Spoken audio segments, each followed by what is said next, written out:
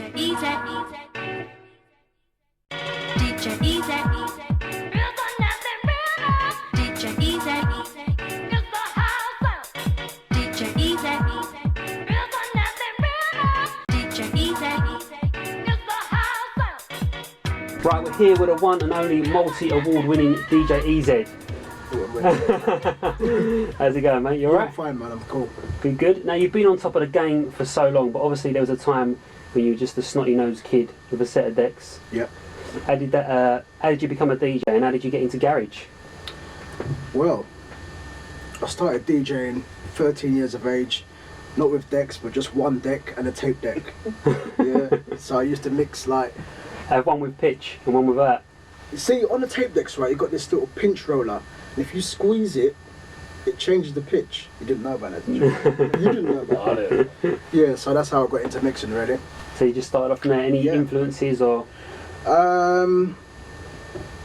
Back in the day, it was just like the old school pirate stations, like Centre Force and Dance FM, which I eventually got onto, and there was no influences back then. It was just like messing about and like. But you was always naturally into music. And yeah, definitely.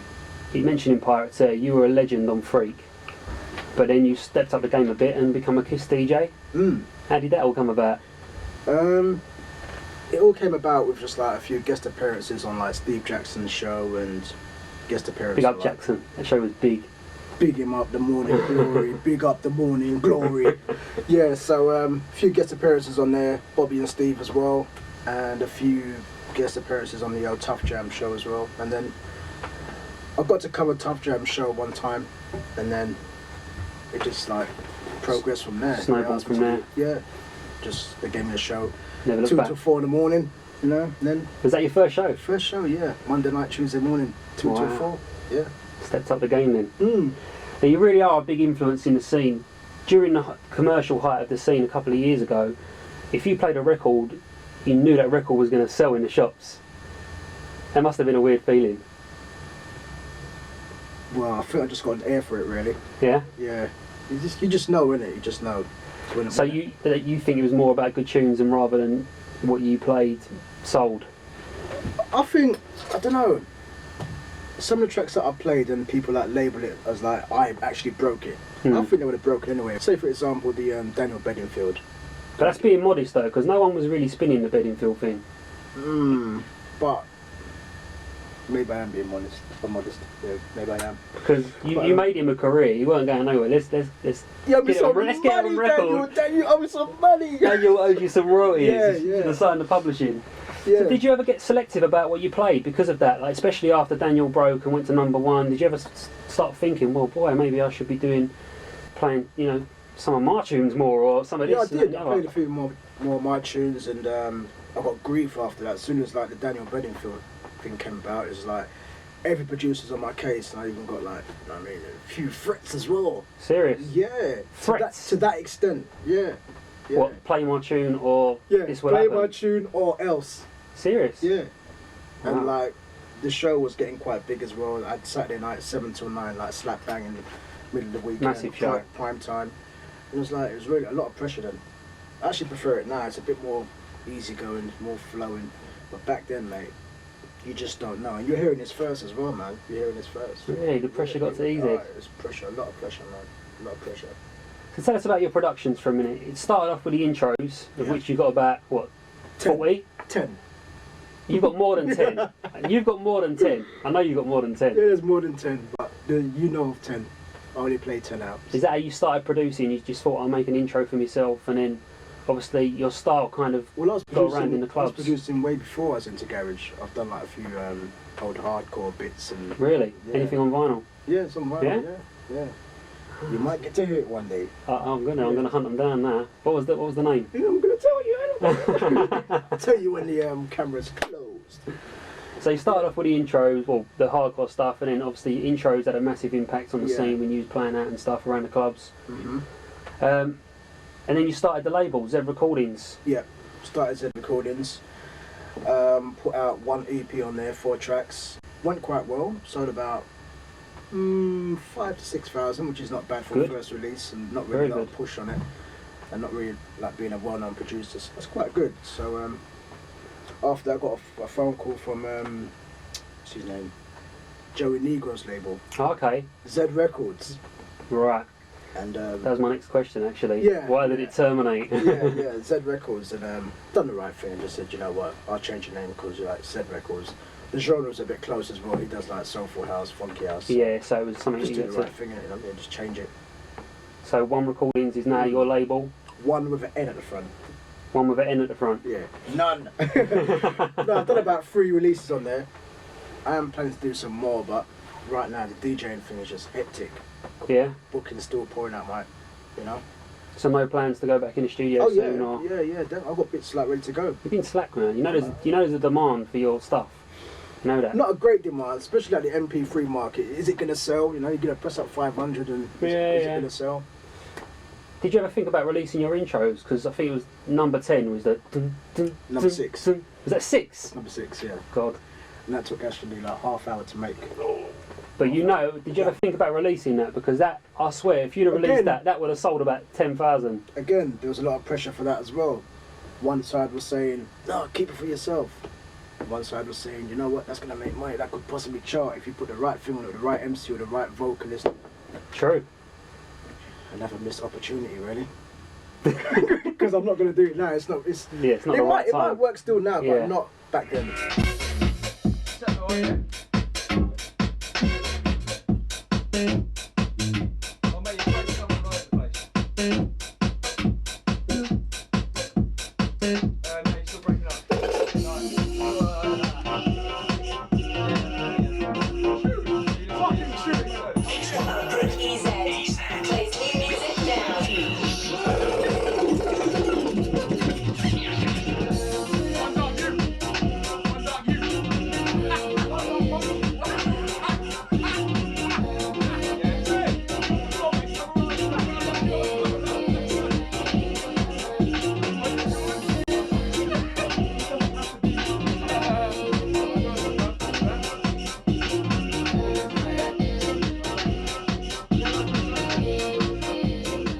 So what producers do you rate at the moment, or have you rated throughout your time in Garage?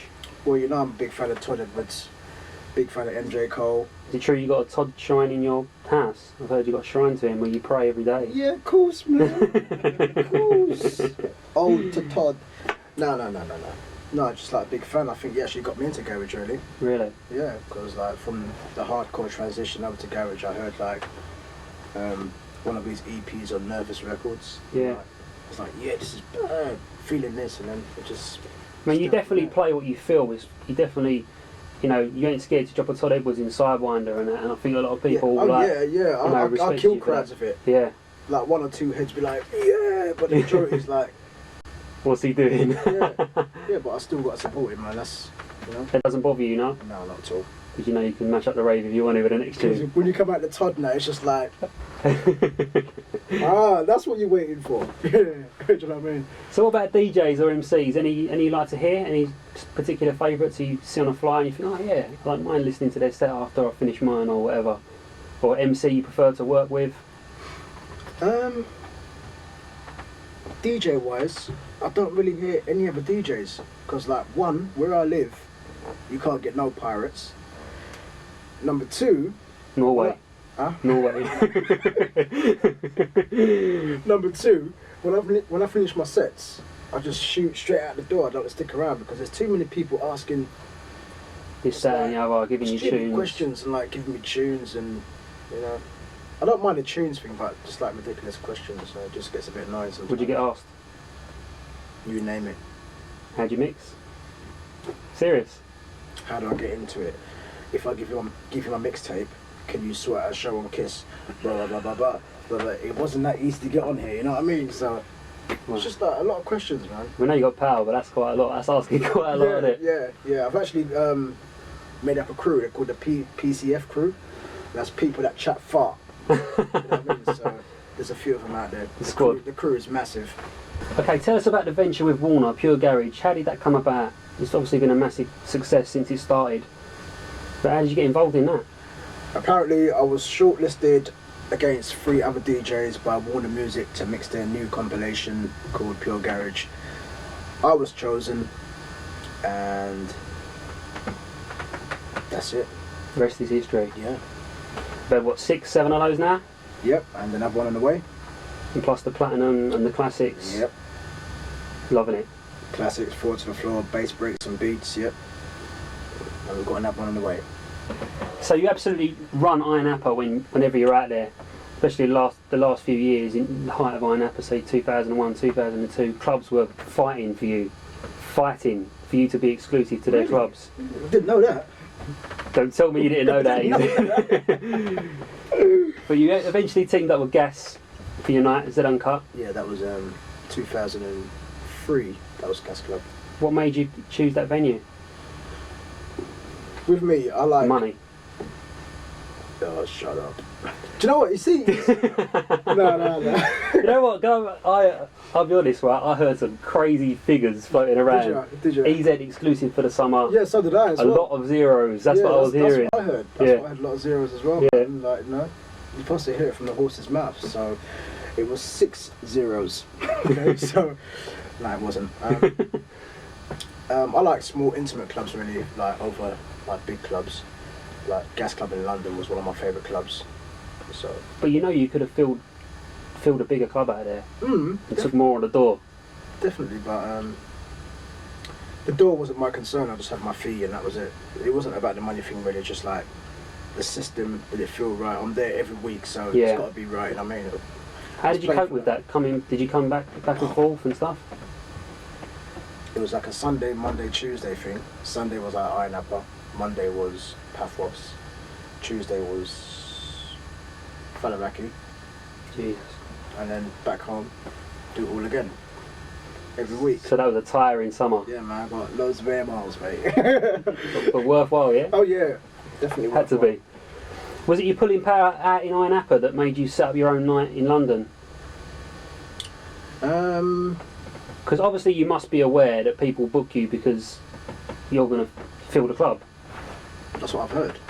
Your fee commands it. That's what I've heard. These bloody thief, you know what I mean? Can I make a point? Can I make a point that, you know, even though we're discussing money and that here, and I'm possibly like the so-called number one in the scene, I'm not the most expensive DJ in our genre.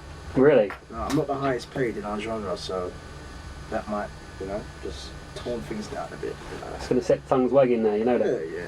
So who is getting more money than Zed? But you're DJing to take you around the globe. What's been your best experience of playing abroad? It's got to be after the gigs, you know, the shag and the birds and the after party in the hotel. No, I'm joking. Nothing like that at all. It's just going out. It's like DJing in a different atmosphere, you know. It's like the climate and, you know. Any particular dates stand out? I don't mean dates. I mean gigs. Well, obviously a few Not nights. the birds. a few nights in a Gas Club. Good memories there as well. And Pure Silk in Pizzazz when it first started off in Iron Apple. Definitely, that was a highlight. Few moments there as well. Yeah. Have you ever done Australia or anything further? Not that further far than the through. Greek The islands? farthest I've been is Japan. That was an They're experience. nuts out there, aren't they? Yeah, they have it. Get some gadgets, because I know you're a gadget freak. Oi, Akihabara, mate. Almost declared bankruptcy. Every gadget, mate. That's why the fee's so high. I need my money back. Need your gadgets. Yeah.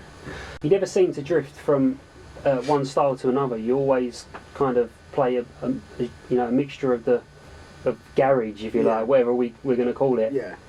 You never felt to, because obviously you know 4x4, but you're heavily into your grime as well. So that's something. For me, I like all the spin-offs of garage, like grime, 4/4, two-step.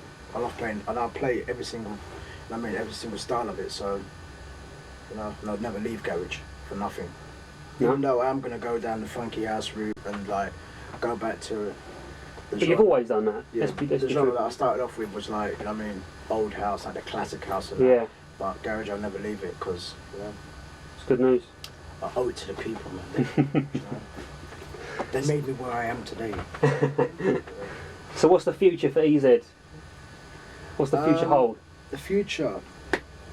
let's try and get another release out on One Recordings. That'd be nice because Yeah, come on, that- what's it been? 2 years? You know, you've been watching it. You've been watching. Yeah.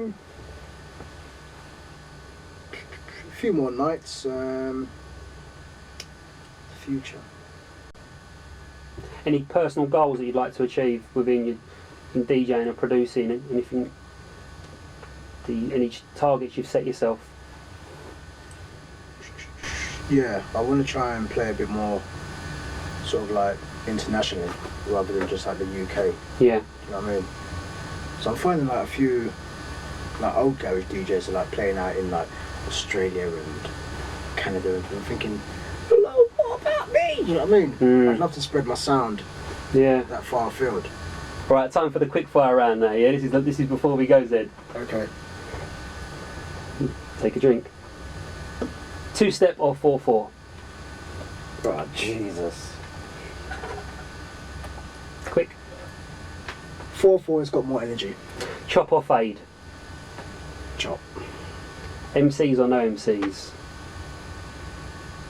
No MCs. Todd Edwards or MJ Cole? Oh, jeez. Oh. Good questions, mate. Todd Edwards. Lemon and herb or flaming hot? Lemon and herb. Really? That surprised me the most out of the whole interview. Really? Yeah, I don't know why. Flaming hot, what are you talking about? Food? Yeah? Oh, I can't take hot stuff, mate. Fair enough. Big venue or small venue? Small venue. And finally, the best pure garage. Oh, mate. Do you know what? Just the other day I was going through them, like listening to them in my car and that, so I don't really know. I think Pure Garage 1 is a special moment for me because it actually started off the whole thing, and you know, Pure Good Garage 1 times. wasn't a great mixed album, but you know, it started a lot of things rolling for me as well. So maybe Pure Garage 1. Nice one. Nice talking to you, mate. You're welcome. Now that would be 7 zeros plus that.